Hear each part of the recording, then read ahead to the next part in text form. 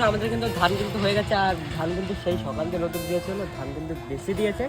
আর এই দুটো কি দেখে দেবা?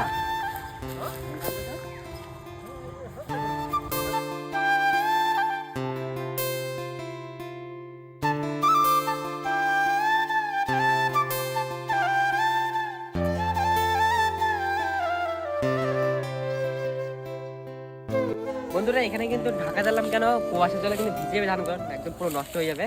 আর এদিকে কিন্তু আমাদের ধানের সে চাতুর পাশে দিয়েছে আবার। বন্ধুরা এই যে চাদর, এখনো পাতা ঠিক মতো হয়ে পারিনি, আর কদিন গেলে পাতা হবে। তারপর এগুলো তো যা যা মাটি লাগাতে হবে, নালাগুলো কাটতে হবে, মানে প্রচুর কাজ বাড়িতে এখন।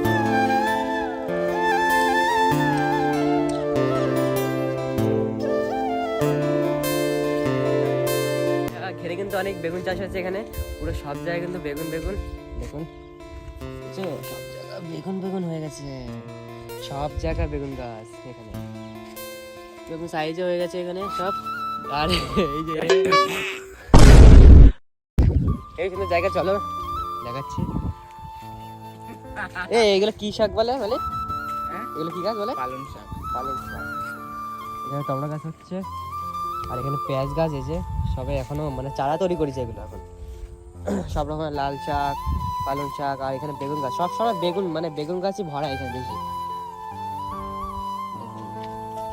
কয়েকদিন কিন্তু ভিডিও দিতে পারছি না কেন, এখন রান্নাঘর বানাচ্ছে আমাদের বাড়িতে, আর কয়েকদিন পর থেকে কিন্তু টানা ভিডিও আসবে। আর আজকে আমাদের ঘিরে কিন্তু নিয়ে আসলাম তোমাদের বেগুন গাছ জায়গাতে, পুরো আগা মাথা দেখুন, পুরো আগা মাথা পুরো বেগুন চাষ করা, সব জায়গায় বেগুন চাষ করা।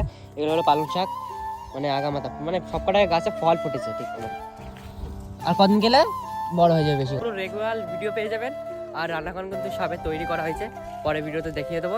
ভিডিওটা যদি ভালো লেগে থাকে প্লিজ লাইক করবেন, কমেন্ট করবেন, আর কোনো বন্ধু চ্যানেল নতুন হয়ে থাকেন অবশ্যই কিন্তু সাবস্ক্রাইব কিন্তু করতেই হবে। যাই হোক, দেখা যাচ্ছে পরে একটা ভিডিওতে। টাটা, সবাই সুস্থ থাকবেন, ভালো থাকবেন।